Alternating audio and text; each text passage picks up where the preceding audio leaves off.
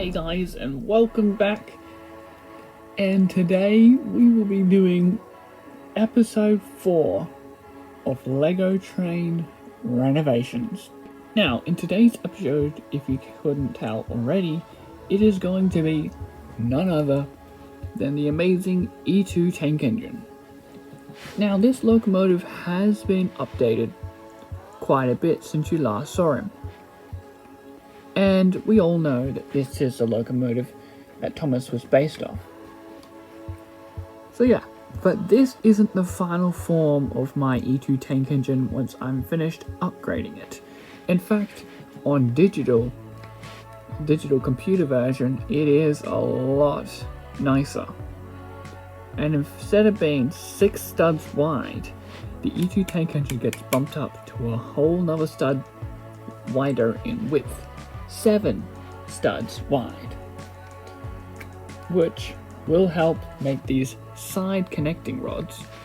As you can see on the E2 tank engine, they extend very far to the side, so that 7 bits would make it cut it about that much, so it'd only be that much on this side overhanging instead of the whole thing.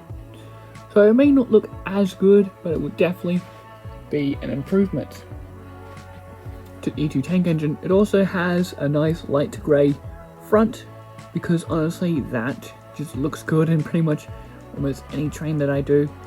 This now being shortened to 3 studs wide instead of 4, had to use some jumper plates, and yeah. Now unfortunately, with the E2 tank engine's upgrade to going to 7 studs wide, I will have to wait for more parts to be ordered. Anyways, so yeah, I'm going to show you what the E2 tank engine is going to look like with the 7 stud wide upgradation, and discuss what has changed, what was improved, just like any other renovation episode. Well, what would be cool if what I did is I actually went through the process with you as I was updating it. Alright, well, let's go to stage 1, the base.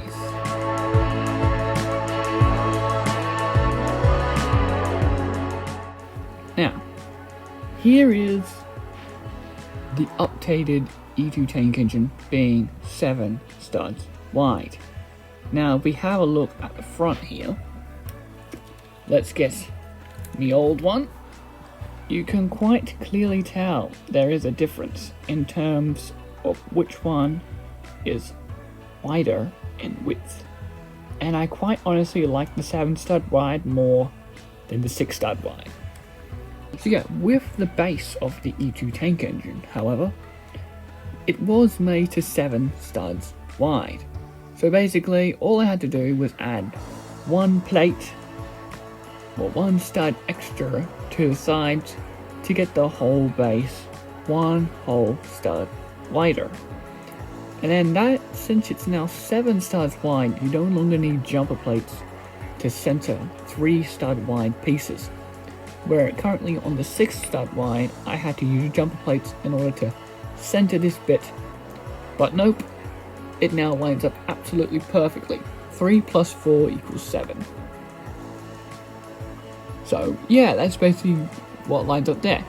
In fact, there is no jumper plate here at all, because 7 studs wide is an uneven number, so you can literally just have that in the middle and it'll be the exact same studs on both sides. Obviously there are jumper plates here, just like on the 6 stud wide E2. This was also shortened so it's slightly below the water tanks. Now, as you can see, it is still kind of slightly below, but there's not much width between the 2 water tanks. I'm not sure exactly what these are. They might be the air brake system, I'm not sure. But yeah, the little black bar that goes from there to there, as you can see, there's a lot more room there than what it had, so that is more accurate to the real E2 tank engine.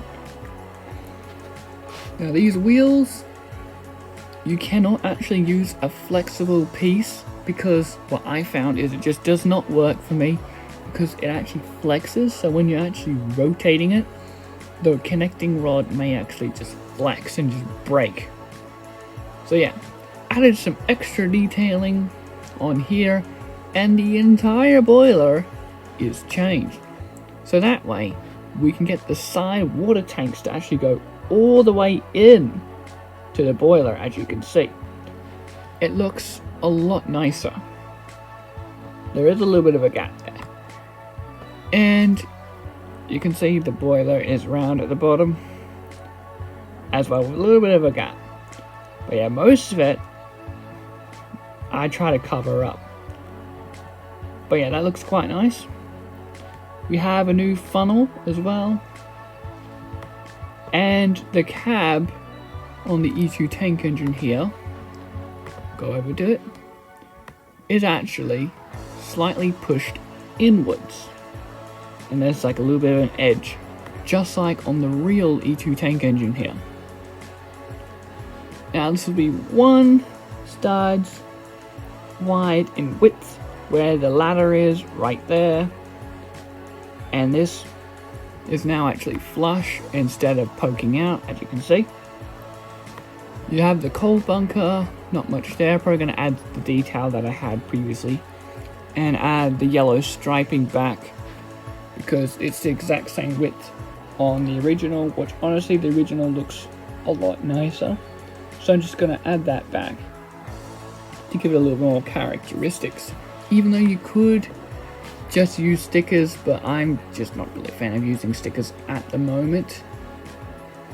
So yeah, and then with the wheelbase, I also added some extra bits of detailing. So the little brake pads, which you can see, and they're on both sides. So yeah, and you can see them there too, which looks quite nice. Now just got to figure out how I'm going to keep that front to be decently strong. But yeah, a lot of things have changed to make the E2 tank engine, well, what it looks like now. And honestly, it looks a lot nicer than what the 6 stud wide operation. 6 stud wide, the original. So you can see there how the 7 stud wide definitely is more superior in terms of proportions wise. The boiler actually looks like it's not ginormous compared to the actual base. Now, I'm not a huge expert on the E2 tank engines, but I do have to know, unfortunately, all of them have sadly been scrapped. But honestly, considering how useless they were in real life, which is honestly crazy, it kind of makes sense how they were just scrapped. It is obviously very unfortunate, but at the time, no one knew that this train would become as popular as it did when it was still around. It's funny, because the E2 tank engine's one of the most recognizable and iconic steam locomotives, tank engines out there, yet it was one of the worst running in doing anything in real life. And the sad part is it could have been fixed and made better. If you watch some people's videos on that, they'll tell you go into more depth than what I will.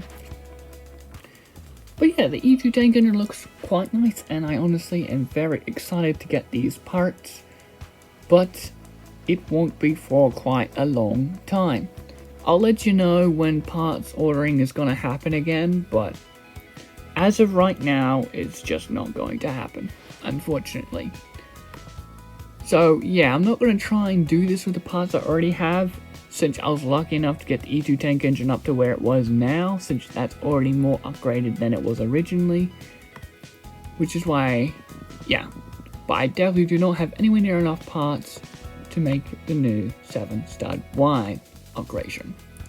Considering this boiler is completely changed and modified, in order to allow these side tanks to actually push into the boiler and make it actually look like it's connected to the boiler.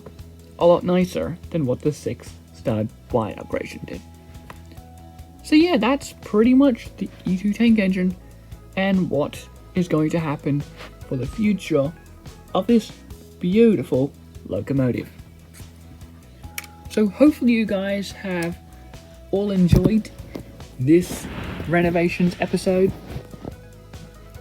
Now, with renovations, basically what it does is it grabs a train and it improves it, or does something to make it better than what it was before.